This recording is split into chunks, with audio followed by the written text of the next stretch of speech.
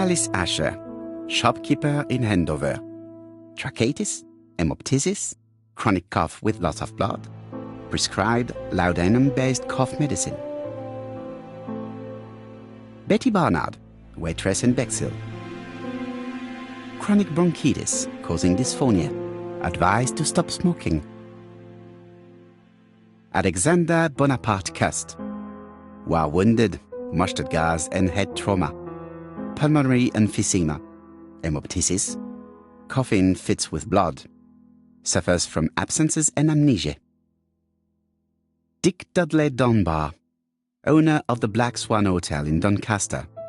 Asthmatic, heart disease, heart condition. Let us now try and get our brain cells to work.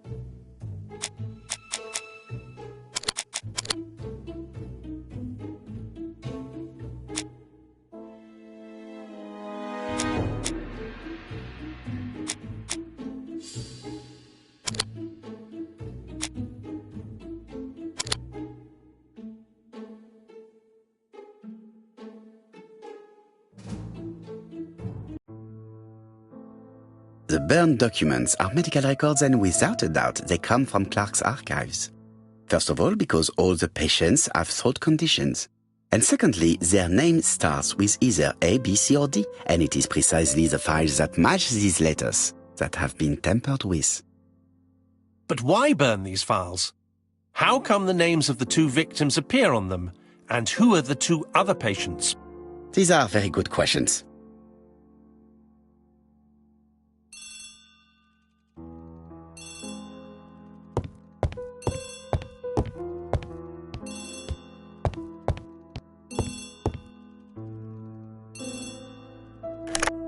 Hello, Poirot? Any news, Chief Inspector? You wanted a stocking seller? We have one. Reported by his landlady, who thought he was behaving suspiciously. He has the most unbelievable name.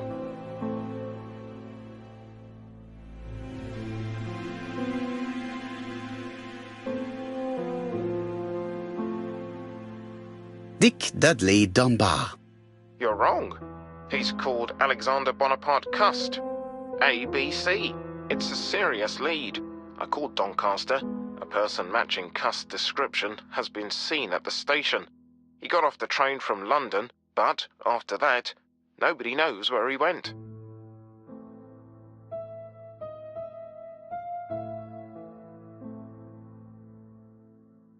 Look for him at the Black Swan Hotel. What? How do you know he's there? Trust me, Chief Inspector. You appear to be very sure of yourself. Very well.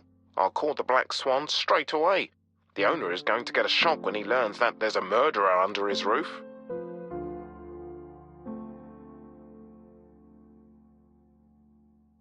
Chief Inspector, I would rather call myself. As you wish. Please go ahead. Hello, the Black Swan. Hercule Poirot here. May I speak to the owner? Speaking. Dick Dudley Dunbar. How can I help you? Is there Mr. Cust among your guests? He arrived today. Shall I call him for you?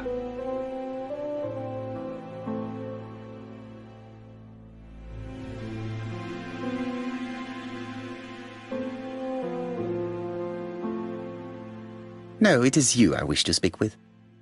But who is this Cust?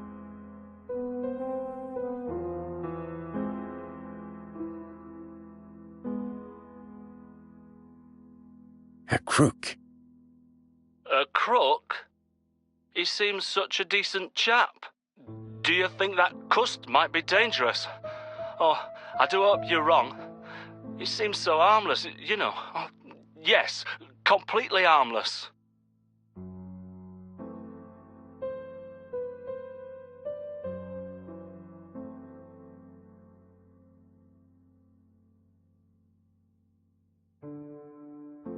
We must not overestimate the danger. After all, we are not absolutely sure he is guilty. What should I do? Watch him. If he leaves the hotel, watch where he is heading. I'll call the police in Doncaster immediately. When they arrive, keep out of the way. Oh, indeed. I shall keep out of the way. I have a bad heart, you see, and a big shot could kill me. Thank you for having warned me. Hello, Poirot. We have some good news. The police in Doncaster have caught our man at the Black Swan Hotel. They're sending him here by train. While we're waiting to question Cust, we could search his room in London. Where does he live? The Marbury Guest House. I'll see you there. Yes, but start without me. First of all, I have to sort out a few details for Cust's transfer. I understand. À bientôt. Hastings, we are making good progress. Please go and search the room of our number one suspect. With pleasure. I did have a dentist appointment, but I'll cancel. The dentist. So that is why you are so nervous and bad-tempered. A visit to the dentist is never an enjoyable prospect. But an unavoidable one. Go to your appointment, Hastings. I will manage on my own.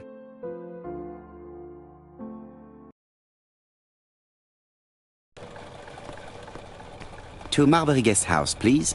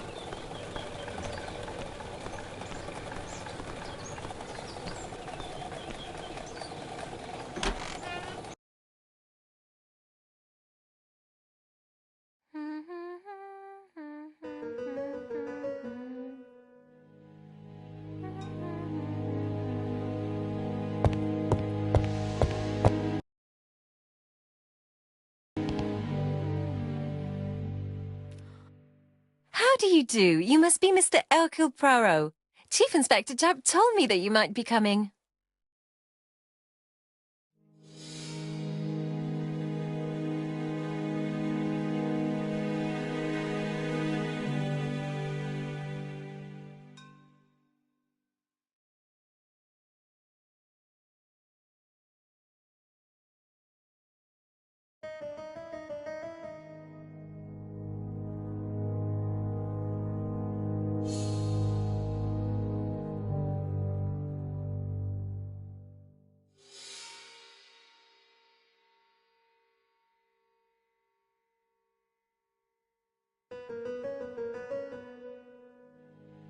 Madame, you may be of valuable help to me.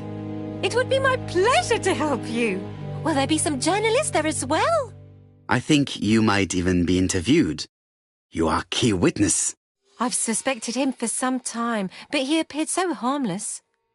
Oh yes, sometimes he got angry and waved his arms about. But even then, he wasn't frightening. And he was as gentle as a lamb again immediately afterwards. It was only this morning that I understood. He told me he was going to Cheltenham, but my daughter saw him at Euston Station. It's not the right station. To get to Cheltenham, you have to take the train from Paddington. And what's more, Mr. Cuss left behind an ABC with Doncaster underlined. As you can imagine, when I saw that, I called Scotland Yard.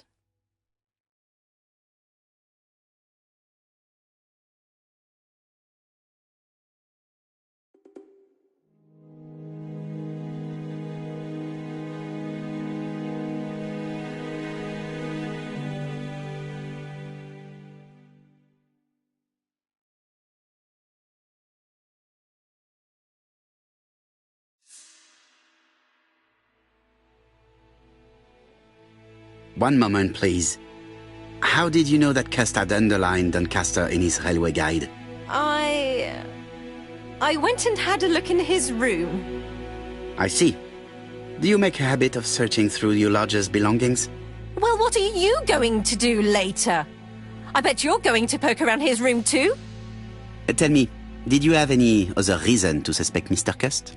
He's rather queer. He talks to himself. He has a bad cough. Because of the war, he says. And then he was in Churston when that millionaire got murdered. I found his train ticket when I washed his coat. He didn't want me to wash his shirt. He washed it himself. But I did see big brown stains on it.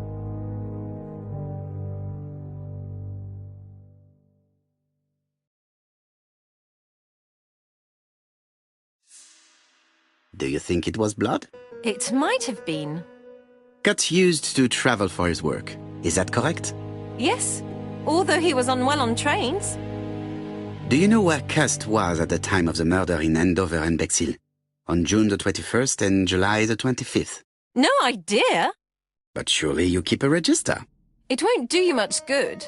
Mr. Cust rents his room for the year. If he goes away for a few days, I have no reason to make a note of it. I remember one thing. Bexhill's by the sea, right? Indeed, it is a large seaside resort. Well, as it happens, at the start of July, Mr. Cust asked me to repair his bathing dress. Suspicious, huh? Very interesting. Please continue.